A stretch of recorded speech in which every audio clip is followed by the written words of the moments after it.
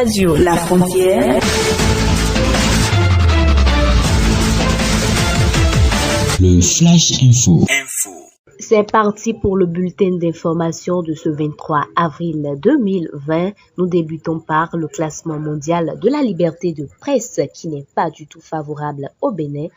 Le Bénin est classé 113e sur 80 pays publiés chaque année depuis 2002 à travers l'initiative du Reporters sans frontières. Le classement mondial de la liberté de la presse permet d'établir la situation relative de 180 pays et territoires en matière de liberté d'information.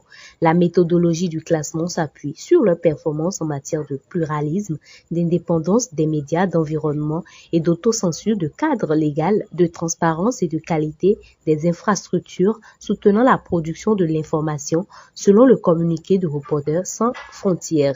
On poursuit avec le Conseil des ministres. Le Conseil des ministres est réuni ce mercredi 22 avril 2020 par visioconférence sous la présidence effective de M. Patrice Talon, président de la République du Bénin. Les décisions ci-après ont été prises. On relève au niveau des mesures normatives la transmission à l'Assemblée nationale pour examen et vote du projet de loi portant création de la Chambre des métiers de l'artisanat du Bénin. Le gouvernement a prévu dans son programme d'action la révision des textes régissant le secteur de l'artisanat. Le but visé est la professionnalisation et la mise en place d'une réelle politique de soutien aux vocations et talents du sous-secteur. Cette dynamique débouche sur l'institutionnalisation de la Chambre des métiers de l'artisanat du Bénin. Dans cette perspective, le recensement des artisans a été déjà, entre autres, réalisé. C'est pour conduire la réforme à son terme que le présent projet de loi est initié. Une fois adopté, le texte consacrera les bases légales de la Chambre qui sera l'organe représentatif des intérêts généraux des acteurs auprès des pouvoirs publics. Cette Chambre sera également investie des missions de formation, de conseil, d'accompagnement, d'identification et d'immatriculation des entreprises artisanales. Autres mesures normatives, modalités d'identification des utilisateurs de services de communication électronique en République du Bénin. L'efficacité du portail national des services est tributaire d'une identification efficiente des usagers. En effet, ceux-ci ont besoin de communiquer sous le sceau de la confidentialité certaines informations avec l'intégrateur du dit portail, notamment les codes d'accès sécurisés et les notifications aux clients. Or, les incertitudes et les déviances notées dans l'utilisation des réseaux de communication électronique peuvent constituer autant de menaces auxquelles il convient d'opposer des mesures de sécurisation pertinentes.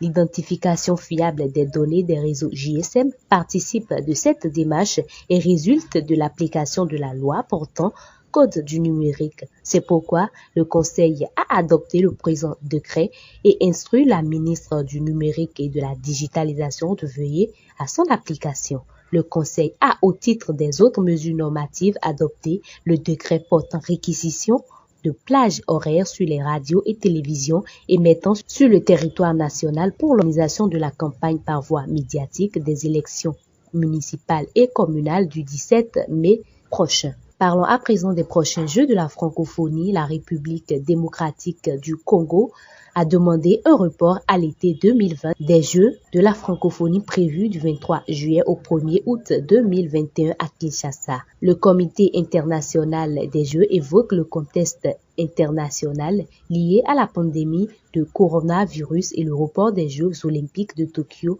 aux mêmes dates que son événement phare. Les prochains Jeux de la francophonie n'auront vraisemblablement pas lieu en 2021 et c'est tout sauf une surprise, car il y a un mois, le Comité international olympique annonçait, à cause de la pandémie de coronavirus, le report des Jeux de Tokyo de 2020 du 23 juillet au 8 août 2021, exactement à la même période que les Jeux de la francophonie de Kinshasa, 23 juillet au 1er août 2021. Les athlètes ne pourront en effet pas participer aux deux événements en même temps et ils privilégieront forcément Tokyo 2021 s'ils sont qualifiés. Parlons à présent de coronavirus en Côte d'Ivoire.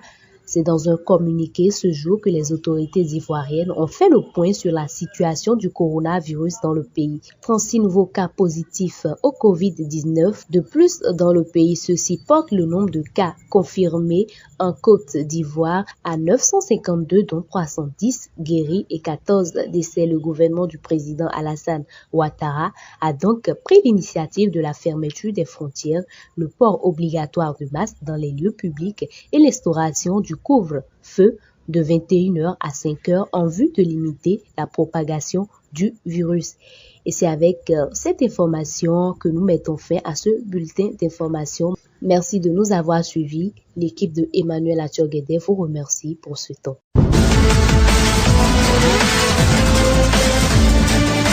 Radio La Frontière.